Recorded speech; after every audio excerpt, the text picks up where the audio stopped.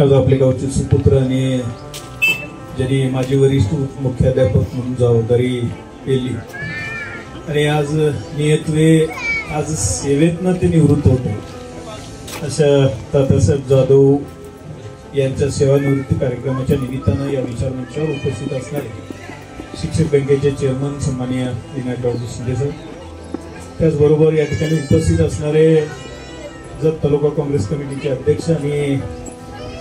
माजी सभापती सन्माननीय बाबासाहेब तात्या कोडक, ज्यांनी आपण आपला आत्ताच मनोगत व्यक्त केले ते सन्माननीय निबंधक कोल्हापूर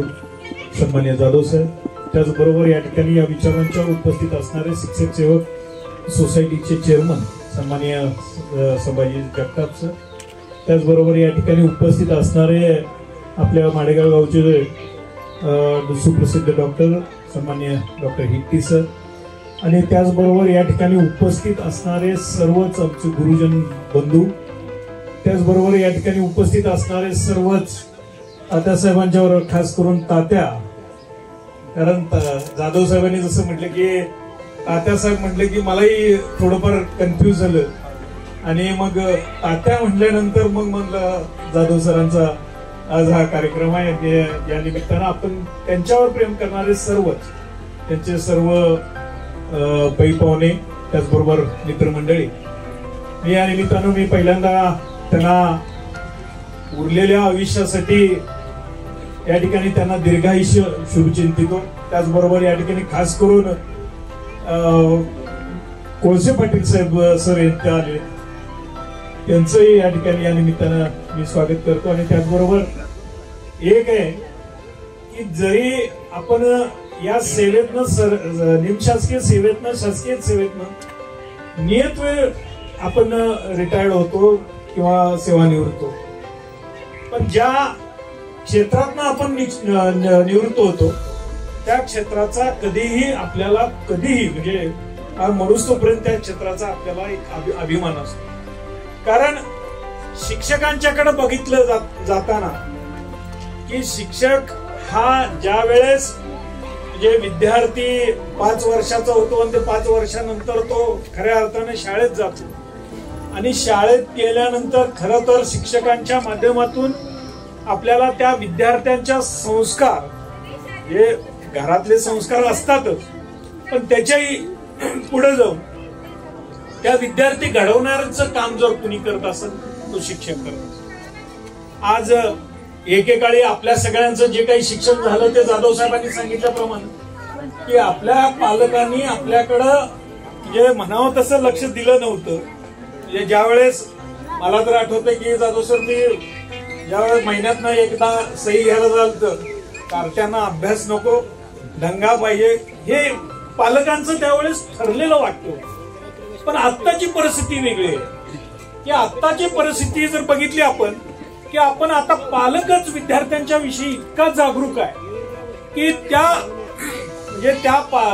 पाल्याला व्यवस्थित घडवण्याच्या दृष्टिकोनातून आज जे काही सहकार्य आज या पालकांकडनं पाहिजे, जसं की जाधव तात्यांनी दोन्ही मुलांना आज डॉक्टर केलं आणि अशा पद्धतीचं या येणाऱ्या काळात सुद्धा आज प्रत्येक पालक जागृत आहे आणि त्या पद्धतीनं आपला बघितलं तर जत तालुका हा कायमस्वरूपी दुष्काळी तालुका, खास करून मी पहिल्यांदा तुमची या ठिकाणी निमित्तानं दिलगिरी व्यक्त करतो कारण मला कार्यक्रमाला यायला वेळ झाला,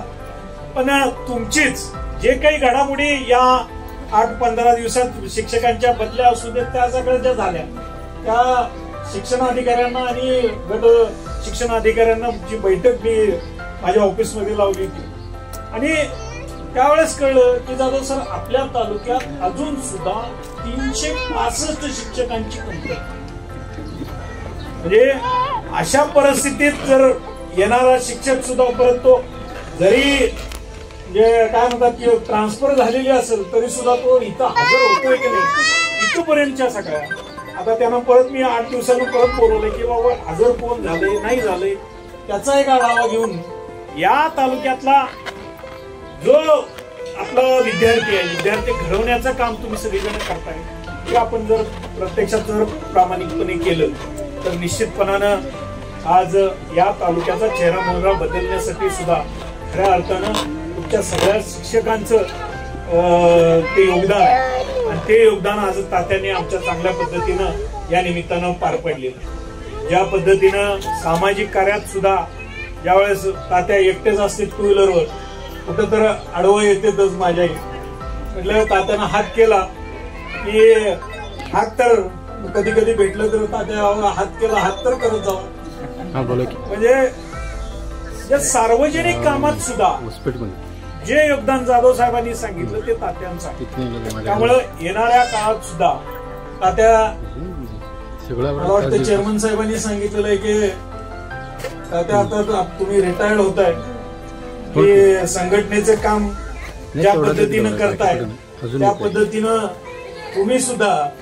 या तालुक्यातला चेहरा मोहरा बदलण्यासाठी जे काही आपल्याला योगदान देता येईल ते योगदान द्यावं. मी म्हणणार नाही राजकारणात या,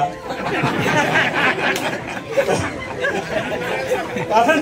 आजकाल राजकारणात बघण्याचा दृष्टिकोन प्रत्येकाचा वेगवेगळा आहे. खरं तर ज्या सामाजिक काम आपण करतो त्याला जोड ही राजकारणाची पाहिजे. त्याच्याशिवाय कुठलंही आपलं समाजकारण होताना दिसत नाहीये.